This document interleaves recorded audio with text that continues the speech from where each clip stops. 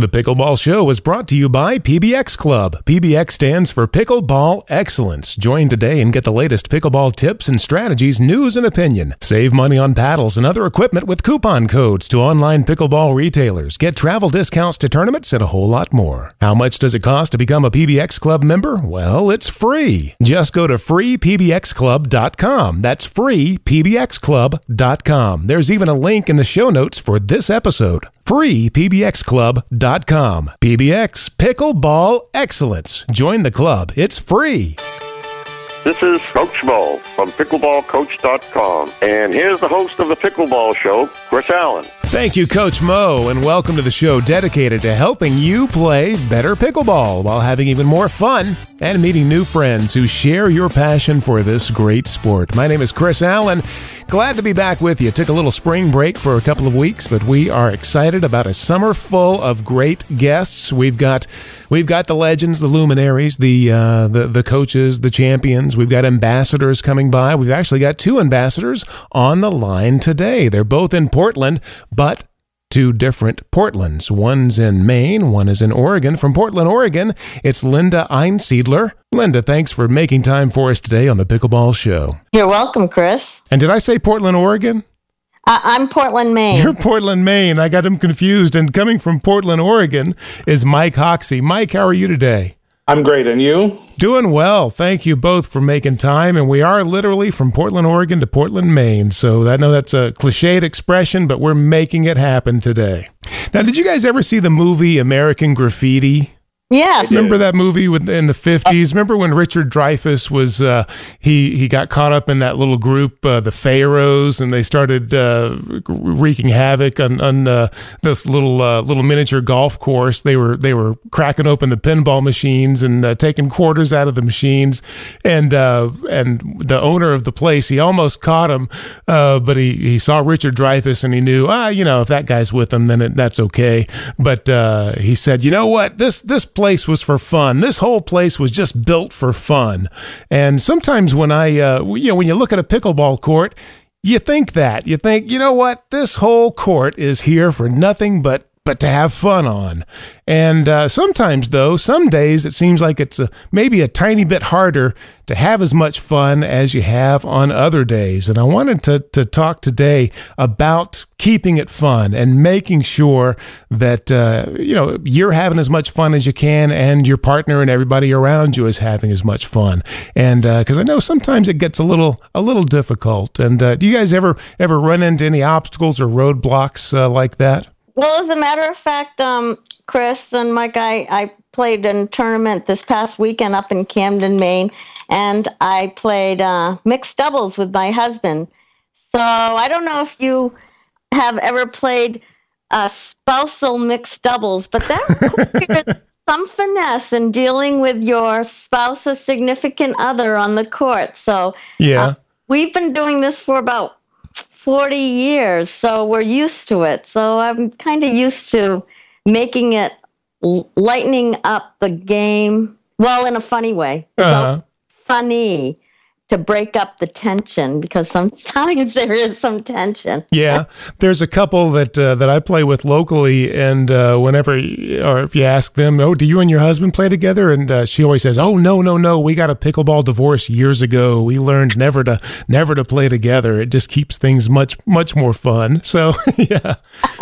Now, one of the fun killers that I jotted down in the external side are people, you run into them every now and then, people that want to question line calls. You call it on your side and you call something out, and they're way over on the other side of the court, but they have to make sure that they give you that look and, oh, really?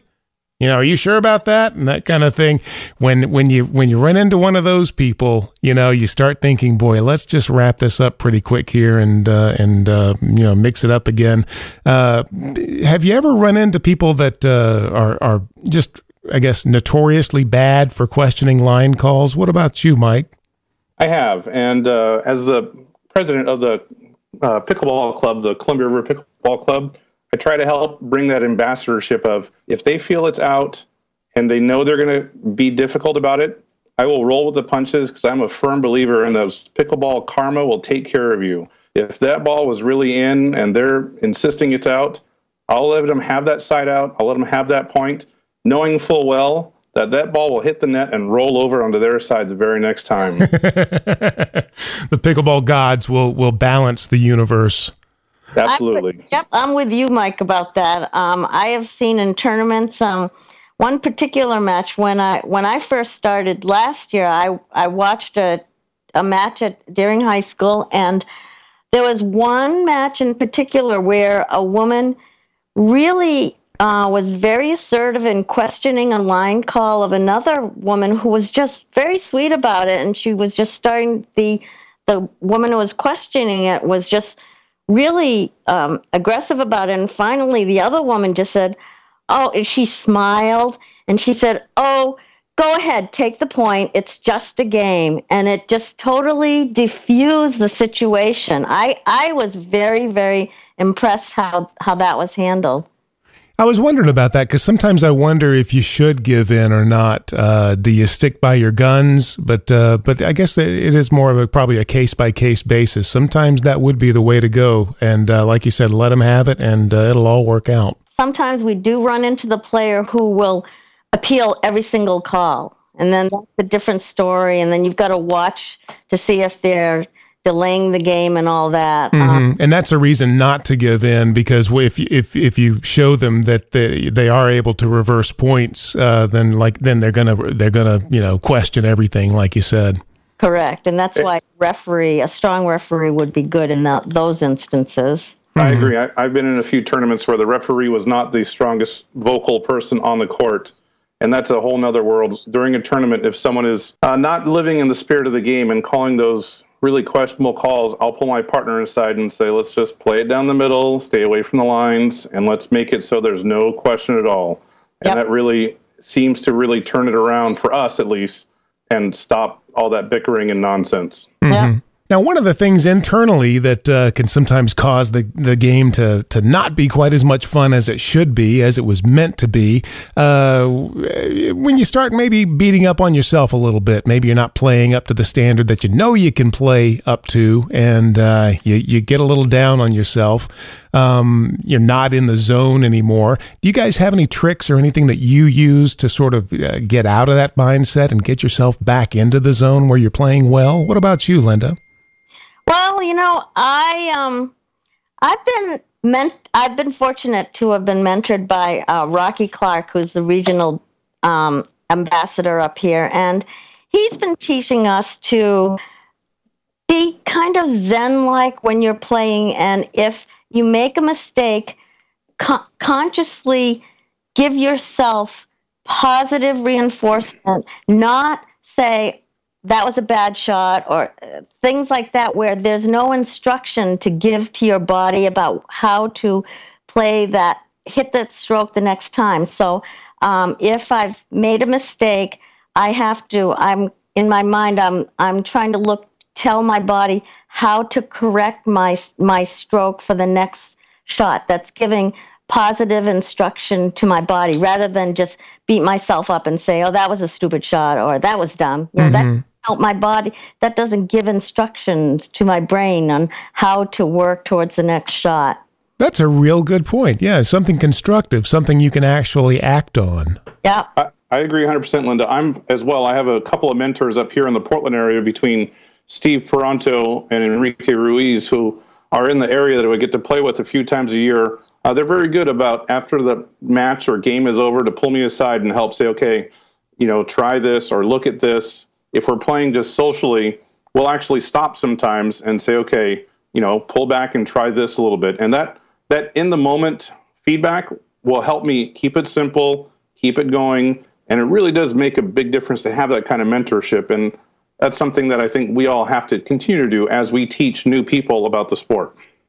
Yeah, I saw on your website some pictures were going by on a slider, and I thought, is that Enrique that is standing there in that group? And I thought, well, yeah, I think he lives up in your area, so that must be nice to have a world champion to take some cues from and get some lessons from. It is, and fortunately, early on when I met him, he helped me learn to keep my paddle up quick because it only took a couple of body shots before I realized whenever I step on the court with Enrique, you have to not let that paddle dip down below the net. Keep it up, because there could be one coming right to you next.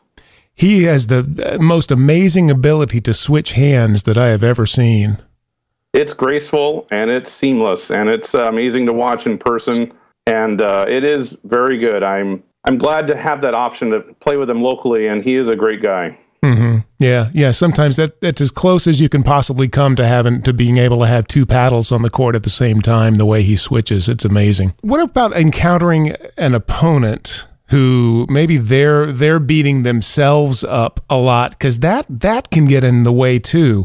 You can do things mentally to turn your own game around, but sometimes when you get somebody and they're just, they're yelling at themselves, or they're beating themselves up, you almost want to go easy on them, to try to kind of mediate the situation, but you can't really do that.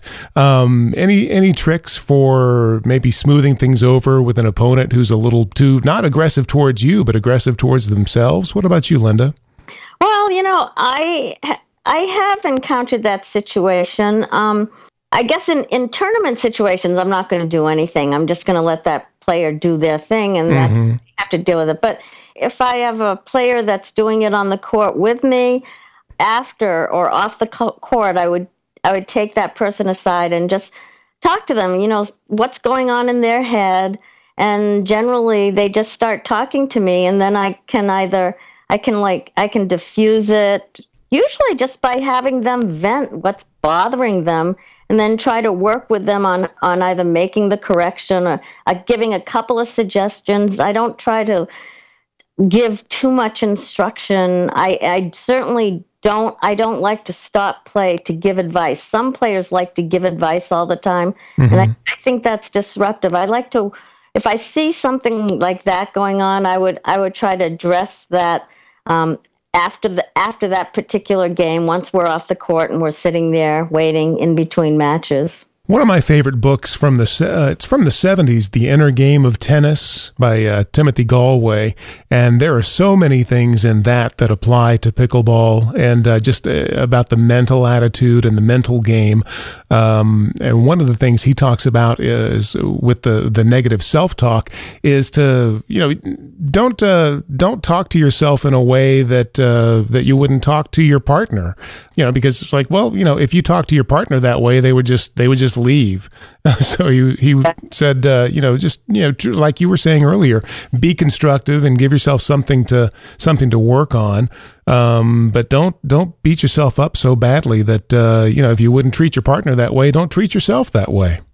Right. Now I remember when I first started playing, I played with one person who he was beating himself so badly, and I misinterpreted it as he was upset with me when he was really upset with himself, and it bothered me so much. I thought I couldn't play. I wasn't worthy of playing the game. I really thought seriously of quitting back then, until I started watching this player, and they were doing it all the time to themselves. So sometimes this kind of negative behavior may get misinterpreted by the partner as it's the partner's fault, but it's really just, I learned it's really sometimes just the partner beating themselves up, and they are, just be aware, as you said.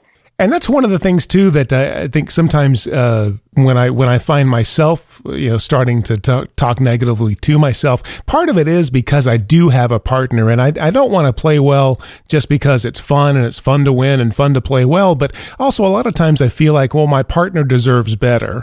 When I'm playing badly, I think, I wanted to play well for this person, and I wanted to, get them a win.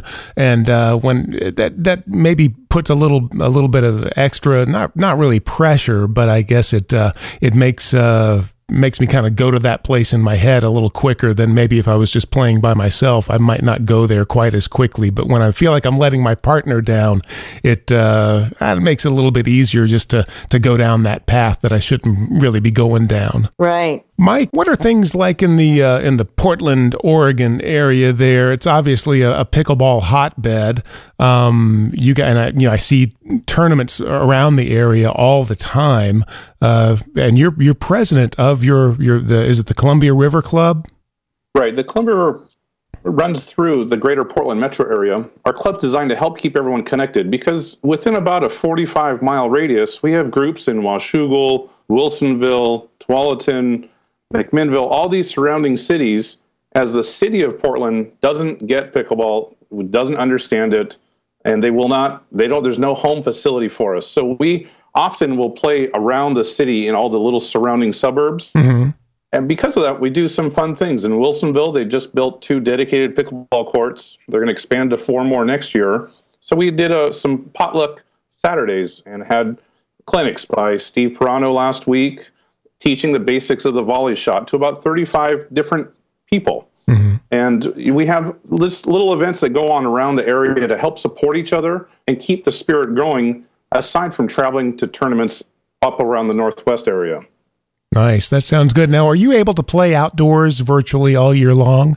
Well, there are some dedicated pickleballers up here, like everywhere else, who will play rain or shine. And I've done that a few times, and it is tricky keeping that paddle handle dry in the rain, and the ball will not bounce very well. It can be done. It's not my favorite. I prefer indoor, but in Bend, Oregon, they're going to have 16 outdoor courts ready to go for the Oregon Senior Games next month, and I think that'll be the start of a whole new series of outdoor tournament play. Oh, yeah, that sounds great. And that's probably a far cry different than what you guys have to do over in Portland, Maine, Linda, isn't it? You're pretty much forced to go indoors for at least half the year, aren't you? We do. We have facilities both indoor and outdoor. So the winters get pretty long here if you don't ski.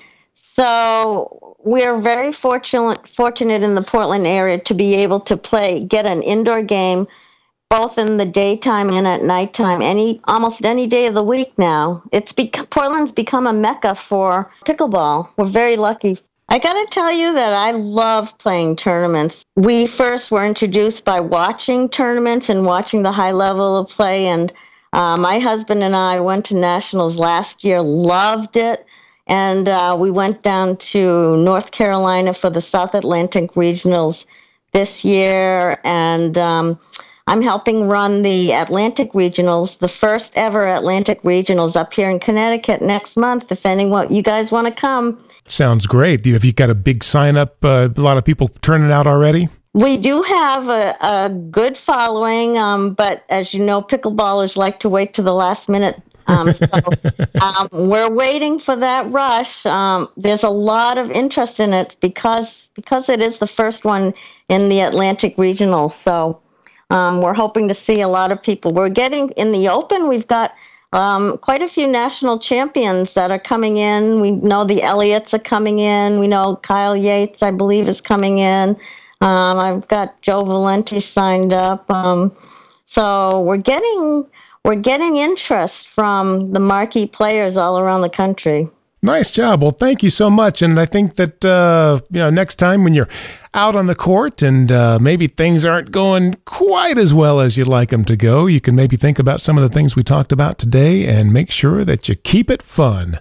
Hey, Mike, Linda, thank you both. We really appreciate you making time for us today on the Pickleball Show. Thanks, Chris. Thank you. And you'll find links to Mike's Columbia River Pickleball Club website and Linda's Atlantic Pickleball website, both in the show notes down below. So check those out. Thank you again for joining us. And thank you for making the show #1 in iTunes in the amateur sports and recreation category. We really do appreciate your support. Head over to iTunes if you get a chance and leave us one of those 5-star reviews. That really boosts us up in the rankings and makes it so much easier for other pickleball players to find the show. Email us anytime, mail@pickleballshow.com, and you can head over to that website as well. Be sure and check out freepbxclub.com. That's freepbxclub.com. I'm Chris Allen. This is the Pickleball Show, and until next week, keep 'em low.